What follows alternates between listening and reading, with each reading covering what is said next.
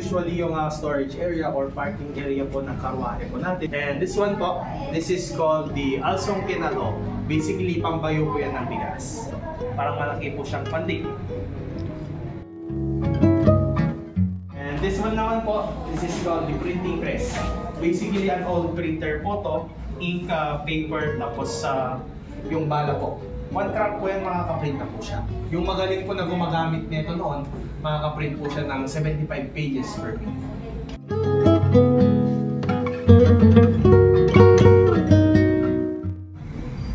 Ito po yung mga tools po natin para po maging thread po yung common. Talagay dito yung cotton para po mag-flatten and then ilalagay po dito para maging thread po siya. Ano po ito, kaso ng earthquake po kasi last 2022. Kaya yung remaining sa lang po nagpiano yung dito. And one fact naman po sa sala ngayon, we have here the ventana. And we also have here the ventanilla.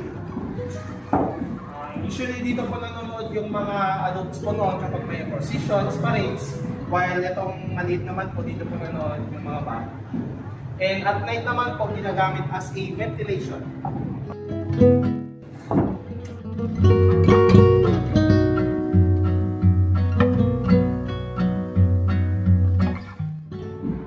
So this part naman po, dito po usually nagtulog yung mother and father, yung father po gusto. At kung mapapansin niyo po sa left side po, may doorway po dyan. Dahil po interconnected po yan sa prayers and then ganyan yata ang design ng mga bahay.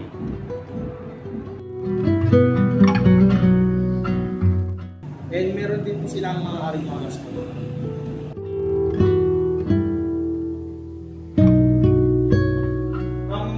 Kasama po ito ng bahay, pero yung mismong museum po natin, mostly po, mas madami po yung donated po. Kesa sa actual po nagaling. Actual nila, o.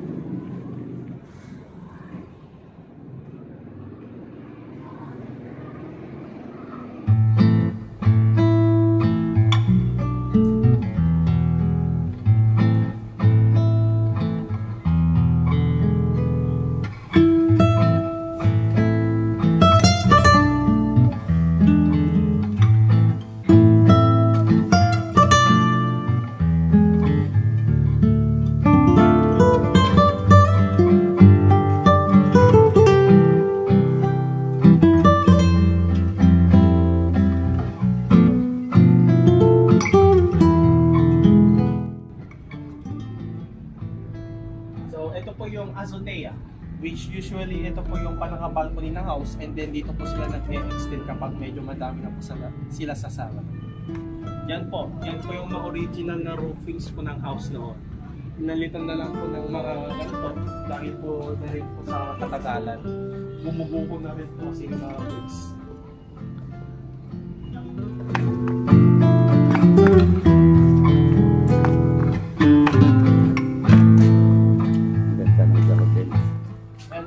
On your right po, sa taas po, yan naman po yung panaka-CR po ng house.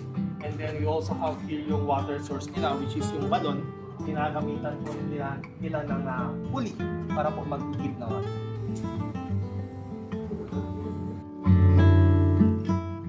Mostly po kasi mga structures po nila noon is ganito po talaga sila pumukuha ng water source.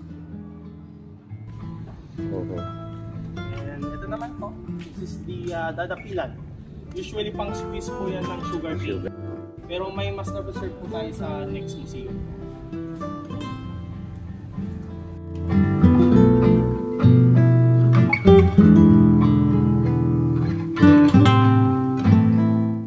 Yan po, pasok na lang po kayo sa left side ng may flagpole po. Bale may mag-a-assist rin po sa inyo.